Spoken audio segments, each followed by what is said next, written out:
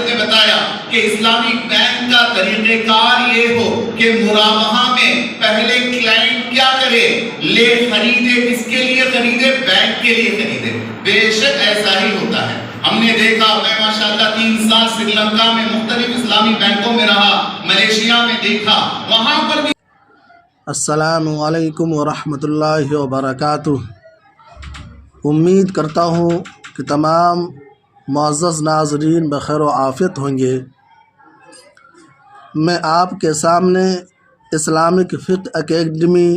India کے 32ویں seminar میں منظور کردہ تجاویز کی دوسری قسط لے کر حاضر ہوا ہوں، اور اس دوسری قسط کا تعلق سرمایہ کاری سے متعلق بعض نئے طریقے۔ ہمارے معزز ناظرین، مال انسانی زندگی کی بنیادی ضرورت ہے اور بعض عبادتیں بھی اس سے متعلق ہے، اس لیے کسب معاش اسلام کی نظر میں ایک بہتر امر اور بعض حالات میں ضروری ہے،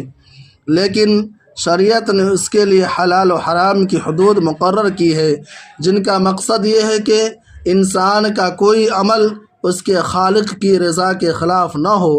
اور اس سے دوسرے انسانوں کو ضرر نہ پہنچے۔ مگر افسوس کہ اس وقت دنیا میں جو معاشی نظام قائم ہے، اس میں ایسی ممنوع باتیں بھی شامل ہیں جن کو شریعت میں بتاکید منع کیا گیا ہے، اور ساتھ ہی اس میں انسانی سماج کا نقصان اور استحصال بھی ہے۔ اس صورتحال کو سامنے رکھتے ہوئے موجودہ دور کے فقہا نے شریعت کے دائرہ میں سرمایہ کاری کی شکلیں پیش کی ہے۔ اکیڈمی کے اس سیمینار نے ان شکلوں پر غور کیا اور درج ذیل تجاویز منظور کی گئی۔ نمبر 1، مضاربت استمراری، یعنی عقد مضاربت میں سرمایہ کاری کی مدت کا متعین نہ ہونا اور درمیانے سال میں نئے نئے ارباب اموال کا داخل ہونا اور سرمایہ لگانے والوں کا حسب موقع اپنے سرمایہ اور اس کے نفع کو لے کر علیحدہ ہو جانا اصول شریعت کے مطابق ہے، اور مضاربت کی معروف شکل کی طرح یہ بھی جائز ہے۔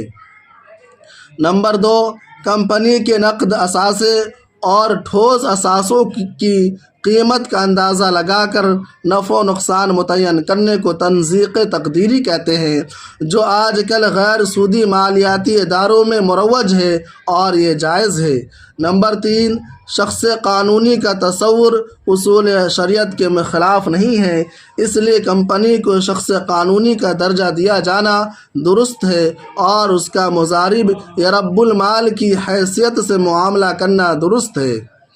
نمبر 4، مالیاتی ادارہ یا فرد کے ساتھ مل کر کسی چیز کو خریدنے اور اس کے بعد شریک کے حصہ کو کرایہ پر لینے اور ساتھ میں مزید رقم ادا کر کے رفتہ رفتہ اس کے حصہ کا مالک بن جانے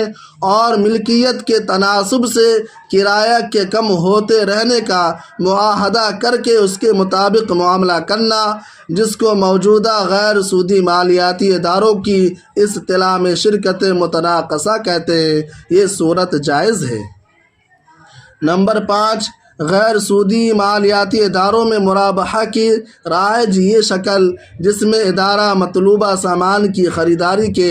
خواہش مند کو ہی اپنی طرف سے کسی متعینہ جگہ سے خریدنے کا وکیل بنا دیتا ہے اور خواہش مند ادارہ کی رہنمائی کے مطابق خرید کر رسید اپنے نام سے بنوا لیتا ہے اور اس کے بعد ادارہ کو اطلاع دے کر اس سے اپنے لیے ادھار خریدنے کا معاملہ کر لیتا ہے، تو یہ طریقہ اختیار کرنا جائز ہے۔ نمبر 6، جن کمپنیوں کا اصل کاروبار حلال ہو لیکن کمپنی جزوی طور پر حرام کاروبار میں بھی ملوث ہو اور حرام کاروبار میں لگنے والا سرمایہ کمپنی کے کل سرمایہ کے 1/3 سے کم ہو، تو ایسی کمپنیوں کے شیئر خریدنے کی گنجائش ہے، بشرطے کہ کمپنی کی حرام سرمایہ کاری کے خلاف بقدر استطاعت اپنا اختلاف درج کرا دے اور اس حرام سرمایہ کاری سے حاصل شدہ نفع کو صدقہ کر دے۔ حضرات گرامی، یہ تھے اسلامک فقہ اکیڈمی انڈیا کے 32ویں سیمینار کے تجاویز جو ہم نے آپ کے سامنے بیان کیے ہیں، آپ سے گزارش ہے کہ آپ دینی مسائل اور دینی باتوں اور خبروں کے لیے اس رہنما نیوز کو اپنا چینل بنا کر اس سے استفادہ کرنے کی کوشش کریں۔